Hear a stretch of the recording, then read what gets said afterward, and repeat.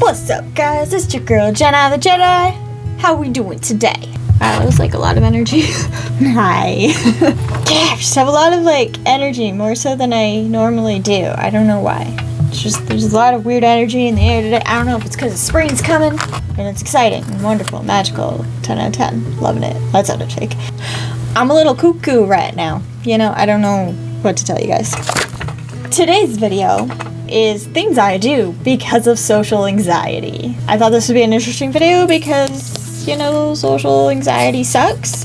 Anyone who has experienced and has social anxiety or general anxiety disorder, they totally understand this. Like, you're gonna be like, yeah, I hate that. At least I hope so. I hope I'm not the only one who does all these crazy things. Or things that seem crazy and make me feel crazy, you know, because social anxiety is wonderful like that. If you don't know, I have generalized anxiety disorder, which means I have all of the anxiety disorders wrapped into one wonderful, delicious package of nut jobbery up here in the head, on top of depression and PTSD and learning disabilities. It's great. It's wonderful. Can't count right, but you know what? I can worry about everything. So I got that going for me. Woo! So, things I do because I have social anxiety. Number 1. Apologize for speaking. I don't really have to say anything specific. It's sometimes I just say something and I say I'm sorry. I'll be going down to make dinner with my boyfriend, right? And not that you need to know this, but like I'll have to go to the bathroom first or whatever, or something like, or he takes a minute, and then I just apologize for no reason. Like there's nothing happened. I just need to apologize for existing, you know? And who taught me that? You know? Whoever did. Rude. With my social anxiety, I just apologize for literally nothing. I apologize for like everything, but like nothing to actually apologize for, you know? It's great. It's great. So yeah, I apologize for just speaking sometimes. Like I think like my opinion doesn't matter my opinion does matter, you know? I'm a human. My opinion counts. Might be different than yours, but it counts. We all have different ways of thinking. We all have opinions. Number 2. I take forever to text someone, and it's usually over like the simplest things, like getting my hair done from my sister-in-law. It can be anyone I know. It could be my sister, okay? Where I know I could text either of my sisters, and they might be like, what? They might question it, but they would openly question it because we have that relationship of we can pick on each other like that because I'm talking crazy. Type of thing, you know, like they know, and like if I say something, they know where I'm coming from. They know I'm not like, and it's always to the people I know. Like I understand being anxious to texting new people that I don't know very well. That makes sense to me, you know, because they don't know me yet, you know. But like when it's someone I know, I'm just like, I shouldn't be this anxious about it. Why am I so anxious about it? It has taken me up to 2 hours before to text my sister-in-law about my hair. 2 hours. And it's gotten to the point sometimes where I have to hand my boyfriend my phone and be like, can you just text her and ask her for me? And he's just like, what? Just say, hey, when can you do my hair? Hey, is today a good day? Like, she'll just tell you straight up. And like she has anxiety too, so she gets it. So I don't even know why it does it. It just does it. I even get anxiety about texting my boyfriend during the day if I'm having an anxiety attack, which is ridiculous. Like, he's the type to just stop work. Like, if I was actually freaking out and needed him here because I could not control myself and, like, couldn't calm down type of deal, he would probably leave work and come home. Because that's just the type of person he is. He would stop everything for me. So, like, why would I be anxious to text him because I was anxious? Because I don't want to bother him? Isn't that the point of having a person, you know? Like, having that person who's your person to be like, hey, I need you. I'm crazy right now. I need you to like decrazy me. You know, like. Number 3. It's also a process to think about calling someone. I have the worst phone phobia, and my boyfriend has it too. So we're like screwed when we want pizza or Chinese food. It's like the worst. So like it's a whole day event for me. Like. If not like a week-long process where like I have to like schedule when I'm gonna call somebody. It's ridiculous. It's really ridiculous. I have like a wave of energy just changing me, and I feel like energy's different now. So sorry if I seem different than I did like 5 seconds ago. I don't know. Anyways, I have the biggest phobia about calling people. I'm terrible. Like, my grandfather was in the hospital. I got so anxious about calling him and like saying, hey, how are you? Glad you're home. My anxiety's like so high right now. This causes me anxiety. But like, I couldn't do it. It's my grandfather. Like, he's not gonna judge me. And I understand getting anxious about calling the doctor because that's a nightmare, especially now with COVID and all of their rules just got worse. So like, it's just even harder to call people now. It's ridiculous. I had the worst anxiety about calling anybody. Like the other day I was at work, like I didn't need to tell my supervisor something, so I had to call him and was like, hey, this is going on. It took me 45 minutes to calm myself down so I could call him and communicate what was happening. And I'd understand if it was like an actual like crisis situation at work type of deal, like that would make sense to me. It wasn't that. No, I was just going cuckoo. I don't even. But yeah, it's a whole day event for me. Then I reward myself by like watching a funny movie after and just chilling the rest of the day because I couldn't handle it. It's like saying it out loud makes it sound like so ridiculous, and to someone who doesn't have social anxiety, or like just pick up the phone and call someone, like why is it that hard? Like you have to make a doctor's appointment, you have to call your boss or something, just do it. Yeah, okay, I get that. It's hard for me, okay? It's hard. It's hard sometimes, okay? It's hard adulting. Like, I hate social anxiety so much. It's such a hurdle some days. It really is. Number 4. Anytime I'm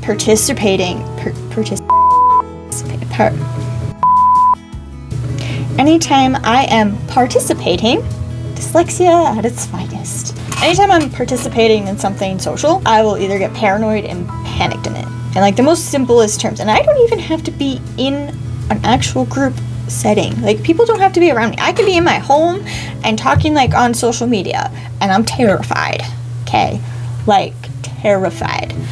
And I watch a lot of Twitch sometimes, the streamers, and if you watch Twitch, you know that sometimes a streamer will have like a bingo or they'll have a trivia question sometimes, some of them. Or like a normal response to somebody, you know, like commenting on my own videos. Oh my gosh, that takes me like 4 hours to reply to someone, even if they're just saying, hey, nice vid. Like, all I have to say is thank you with a smiley. All I have to do is like it. I don't even have to reply. I could just do an emoji of a smiley face and that's fine too. Like there was one time I like responded to trivia and this happens every time and I get so terrified, and I didn't do actually anything wrong either, which is like the funny part to me because one of the streamers I watch, PvMac, you should check him out. I'm sorry, PvMac36. Check him out on Twitch and YouTube actually. His link will be down below.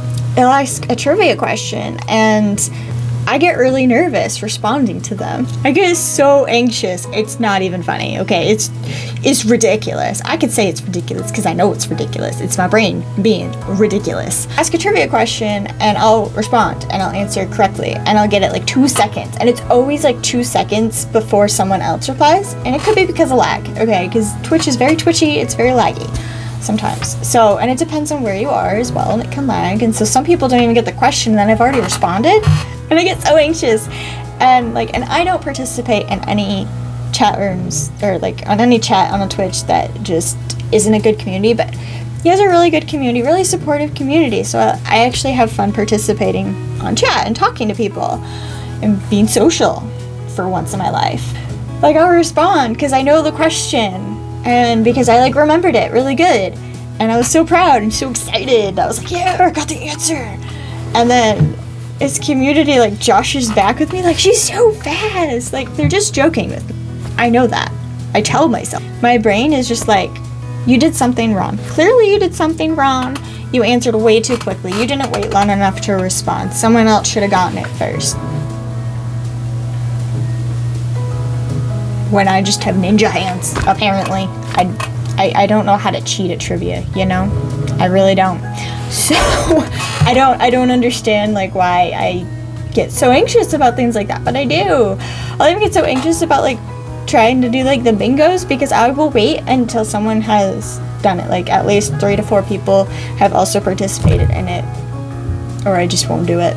It's silly. Like, it sounds ridiculous, but I do it. Number 5. Anytime I ask for help, no one knows it, okay? They can't hear me. Okay, like on my videos, I have to turn the volume to like 200, 300% basically, because I talk so quiet. I'm actually a lot louder in my videos, especially when I'm wearing my headphones, because I have to hear myself through the headphones, so I actually like project my voice. That's how I'm teaching myself to project my voice. But like, I'll get so anxious. So like, if I'm at work, right, and I need something moved, or I need someone to like get on a ladder because books are heavy type of situation, because where I work, they like to put my boxes on the top where I can't get them. It's great. And it's always at the one place that no one wants to help me, because it's just that store's attitude, you know? But I'll get like, I have to go up to someone and be like, hey, could you help me get this box down? I have to repeat myself like 8 times. And it's not just because I'm wearing a mask either, okay? That makes it so much harder for me. It is so hard to ask for help. It is so hard for me to ask for help. And it's silly things for help. Like, I understand when I'm really anxious already, like, or because of my mental health, I feel like a 90-year-old type of deal, and I can't grab something, or I can't make a simple meal or something. That makes sense to me on why I have trouble asking for help, because it sounds really ridiculous, and I was able to do it later, either earlier that day or the day before, so why can't I do it today? And when it's a time where it's nothing wrong asking for help, I get so anxious about that. It's like terrifying, and I'll get so sweaty and shaky and just be like, hey, could you please help me? Like, I really need some help. Be like, I hate to bother you, but could you help me? Like, and did you see how my voice went down like that? Yeah, that's what happens. No one can hear me. They don't know I need help, because they'll be like, excuse me, okay. Excuse me, it's okay. They can't hear me. How are they supposed to know I need help if they can't freaking hear me? Like, oh my god. And when I'm a manager, I'm just like, dude, speak up. Just if you need help, ask for help. It's so weird. So weird. Number 6. I can count, I swear. Anytime I do a social media post, I have to ask, like, my mom or my sister or my boyfriend if it sounds okay. I have to ask somebody. Like, whether it's like replying to a comment or just a general post or something like that, or if it's like a video idea, I have to run it by someone. I have to run it by me. If I think it's a good idea, I should just do it. You know, like, and I understand like some responses, like if it's like a bigger or heavier thing that I'm replying to, yeah, I'm gonna ask someone and be like, hey, does this come out okay? You know, I don't like, especially if it's something where I could go off and sound mean, or, you know, I don't want to come across in a way that I don't intend it to. And I try really hard to make it sound genuine, but also really like open-minded and understanding, I guess. I don't know, like, I just get really anxious that my response is either going to sound stupid, or it's going to sound ridiculous, or just mean, and I don't want that. And, you know, I don't want to come across that way. I don't want to sound that way. I don't want to make someone upset or mad or whatever. I'd rather sound like a normal person, and I just don't think that I do, if that makes sense. Could you explain it to me if it does? Because I'm still trying to figure that out. I don't even know what I just said. No idea. So that's fun. It's really fun. Number 7, and this is gonna wrap up today's video. Tones. Just tones in general. And if you have social anxiety, I don't even have to explain this. You understand, probably, I hope. Maybe it just, I don't know. Yeah, because like, I know the tone thing isn't from my PTSD, because a lot of people say it's from that. It's not. It is not. I've always loved really loud music. Love it, unless my head is doing its normal headachy thing. I'm running out of time. My phone's like dying right now, so I have to like go. Like, depending on somebody's tone, I will either take it way too personally, start to cry, I don't even know, get really anxious that I did something to upset them. I don't even know half the time. And I have to like constantly remind myself, like, if like a certain person, because I like, some people just are loud speakers. Like, one of my best friends is really loud and kind of like an aggressive talker. That's just how she is. She doesn't mean anything by it. She's just loud. Like, and my brother-in-law, he's really loud too. And, or if like Joey comes home and works at a truck shop, so he's around a bunch of dudes who are yelling constantly. So he comes home and is yelling in my perspective. And like, even if I'm like blaring things here at home, he comes home and I'm like, why are you yelling at me? And I'm just like, okay, funny. And I just get smaller and smaller and smaller and smaller and smaller. It's ridiculous. My ears get so sensitive, and I will take everything personal. Everything. It's ridiculous, and I hate it. It drives me insane. Okay, like, not everything. I'm a lot better than I used to be about it, I think. Depending on a person's tone. I mean, in general, it really matters how your tone is some days, you know? Like, some people, that's just how they talk. Just because someone's louder doesn't mean they're mad. Like, you know, I have to constantly remind myself where I am, what the situation is, if it's actually something crazy, if I should, like, did I do something wrong? I have to go through every single step constantly, being like, is this happening? Is this happening? No? Okay, then you're fine. I've gotten a little bit better where I can actually be like, nope, it's not personal. Nope, they're having a bad day. It's not towards you. They're just taking it out on you and directing it towards you. Like, sometimes I do to people, not that I mean to, but it happens. We're human, it happens. Yeah, it's crazy. I mean, okay, it's not crazy. My brain just does it. That's just what my brain does. That's what social anxiety does. When you have an anxiety disorder, it can really mess with how you think and perceive things, and it's exhausting. It really is. It's exhausting. And you just have to remember that you're not the only one out there with social anxiety.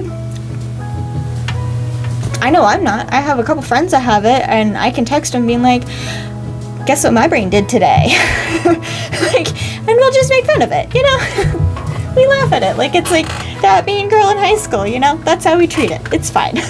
So if you're dealing with social anxiety out there, just know that you're not crazy. Your brain is just telling you that you are, but you're not actually crazy. Your brain just tells you things. It's okay. I don't know if this helps you, but I'm here for you. And anxiety is crazy. It's pretty rude. It takes over when it decides it wants to. Picks its days and times at the worst possible days and times. It does what it wants. It has a mind of its own. But there's no, it will pass. The feeling will pass. You're not crazy. There's a lot of people out there that are going through the same thing. And it might sound ridiculous, and you can laugh at it later. Some days, hopefully. I hope so. But just know you're not the only one out there. And I at least have your back. I got you. I'm not going to judge you. And yeah, sometimes it's just something we got to work at and remind ourselves that we're not crazy. We got this. And there's other people out there who experience it too. Anyways, I hope you have a great day. I hope it's wonderful.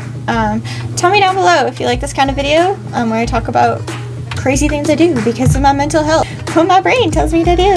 So tell me down below if you like this kind of video, if you want to see more of it. I've got ideas going. I hope you have a wonderful, wonderful, magical day, and if your anxiety is kicking your butt, kick it right back. You got this. May the force be with you.